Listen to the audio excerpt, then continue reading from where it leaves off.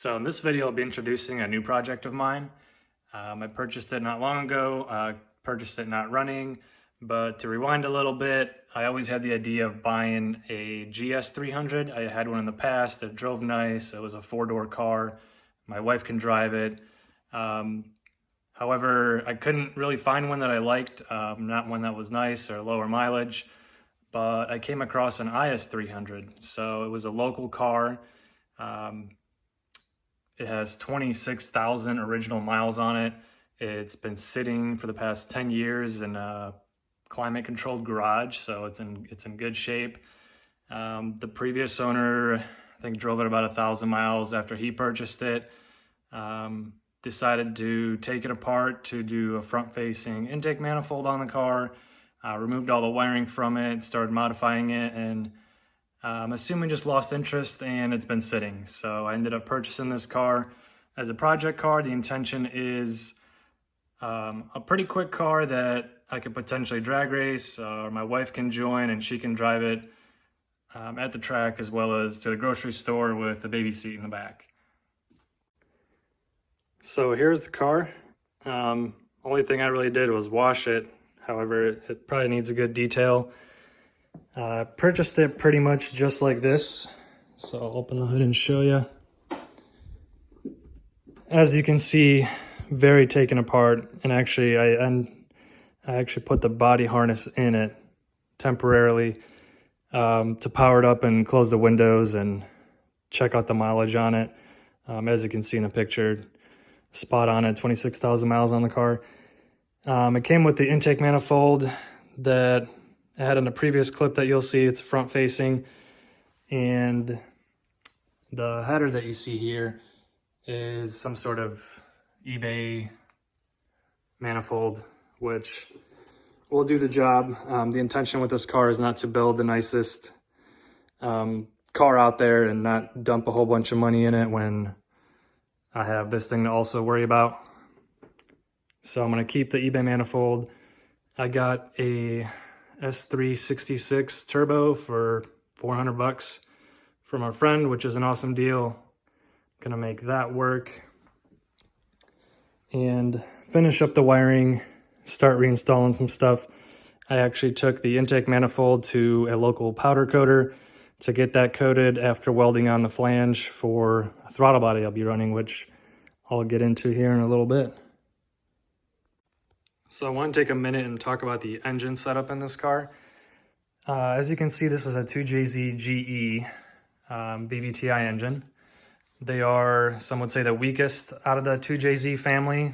Main reason for that are the connecting rods are thinner, very weak. I think normally they start breaking at like 400 horsepower.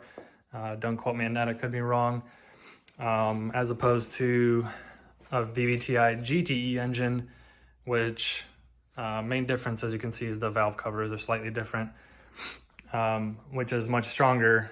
They're similar to, a 2JZ GE GTE engine that's non-VVTI, and those engines from the factory, 700 foot-pounds of torque on those without a problem. This engine, however, is built, so it was built about 10 years ago. Unfortunately, I don't have the details on the build. I know it's got aftermarket rods and pistons in it. It has a different exhaust cam, I think. The intake cam is factory. From my understanding, there wasn't much available back then for aftermarket cams. So that's something I could upgrade in the future. You can kind of see the coil and plug setup I'm going with, using R35 GTR coils. The transmission in this car is an A650 automatic trans. That's what the car came with, and it's actually built as well. So it has been modified to hold more power. For the previous owner, the car was making about 500 horsepower and didn't give him any problems. It has a higher stall converter in it. However, with all that said, I will be swapping that out for an A340. A couple reasons for that. Main reason is that there's a lot more aftermarket support for the A340. There's people running, 750s and a Supra with that transmission, as well as easier support for tuning. So I'm going with a Motec standalone on this car, which a couple people have already run the A340 with and has full support for it. Wasn't 100% certain on using that Motec for the A650, so decided to just part with that, put in the A340 and build it in the future to hold as much power as I ever wanted. As you can see, the interior here is very nice. Came with some aftermarket Sparco seats. Kind of messy at the moment because I'm trying to rip a bunch of stuff out, including some of these old school HKS gauges. It had like a turbo timer that I'm removing. Some other electronics up here that are very outdated and not needed any longer. Unfortunately, it does have the typical sticky dash situation here. If anybody's got ideas on how to fix this, I'm all ears. But that's probably the worst of this car.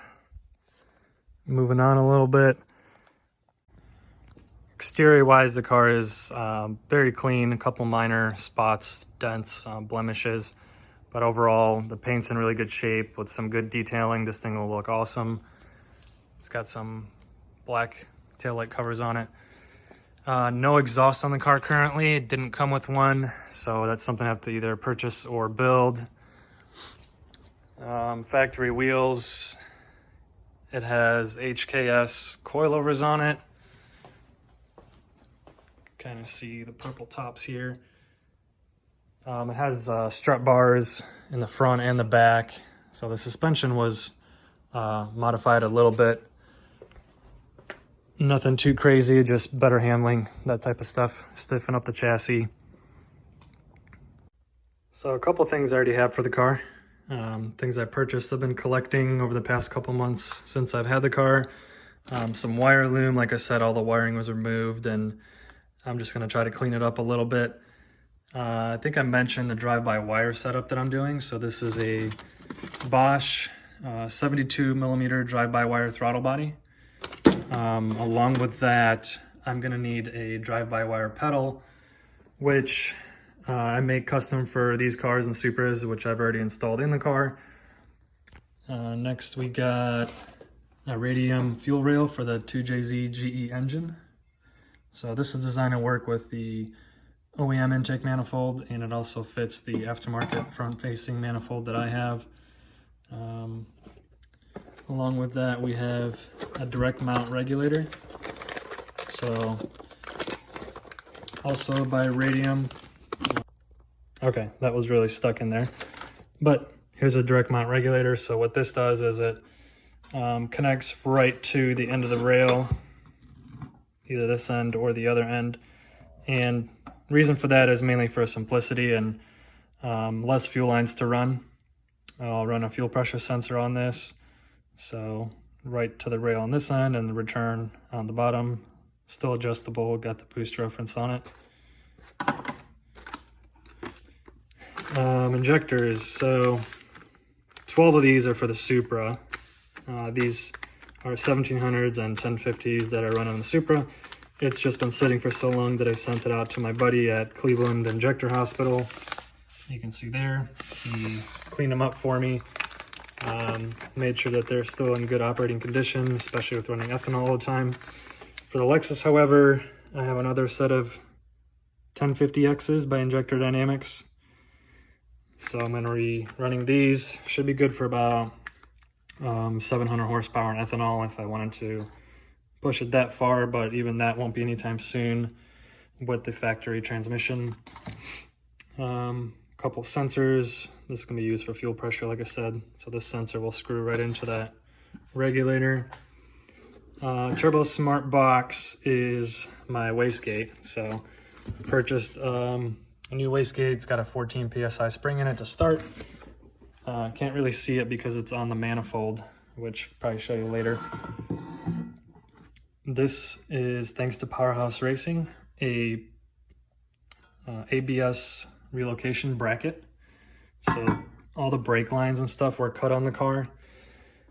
The reason for that is the ABS module normally sits about right here, which is very annoying and in the way of everything if you want to go turbo. So what's going to happen is that bracket mounts back here and it gets relocated to the back. But a lot of the lines have to be moved and relocated, as well as this connector normally isn't here. So that's what that bracket's for. Moving on to some more fancy Powerhouse racing parts. These guys make the best parts in the business, in my opinion. Worth every penny. Here we have the fuel pump hanger. So this is a direct drop-in to an IS300. It will support 3 450 pumps, which is more than I'll ever need. Well, I say that now, who knows how far this project is gonna go. So I'm gonna run 1 pump for now. It has the jet system for the saddle tank, so it'll siphon or pull fuel from both sides. And awesome connectors, ports for feed and return. Once again, great products by these guys. And another Powerhouse product is the battery relocation kit. So this is the big battery box. It'll mount in the trunk. You got your cables to run. And a couple other cool things. So hooking up the cables, all the hardware for it. It comes with instructions, which I will follow to make my life a little easier when running this battery to the back. So that's pretty much what I have right now. I have a blow-off valve on order, and I have my ECU on order, which should arrive in a couple days. And speaking of ECUs, this is another box from another build, not my build. However, that's what I'll be running. So a few people might be wondering why a Motec M1 in the Lexus, whereas I have an AM Infinity in the Supra. Why didn't I just put that in the Lexus, or if I want to go drag racing, put it back in the Supra, use one ECU, or just buy another one? So a couple of reasons why I'm going with the Motec. The main reason is I want to get very good at using the Motec M1. I kind of think I'm pretty good at the Infinity stuff. However, I want to be the same level of expertise on the M1 as well. It's a very good ECU, arguably the best thing out there that you can buy. Another reason is for the automatic transmission control. So AEM cannot control the auto trans. It would require me to have the stock ECU controlling the transmission, which means I can't adjust shift points and can't make it a very good drag car if I wanted with an AEM. The Motec M1, I'll be using John Reed's firmware on it. That particular firmware and GPR Auto, I think, also can control the automatic transmission. He even has a base map for it to get me going. So not only can I tune the engine, but the transmission with the Motec M1. And like I said, just get very familiar with it, and there's no better way than just using it in your own car instead of doing it, for a customer every couple months or however often I get them at the shop. So it's not that I can't tune them right now, but I'd really be lying if I told you I was an expert, and that's my plan, is to become an expert in the M1 just like the AM Infinity. So I've had some extra time during the holidays to get some things done on the car.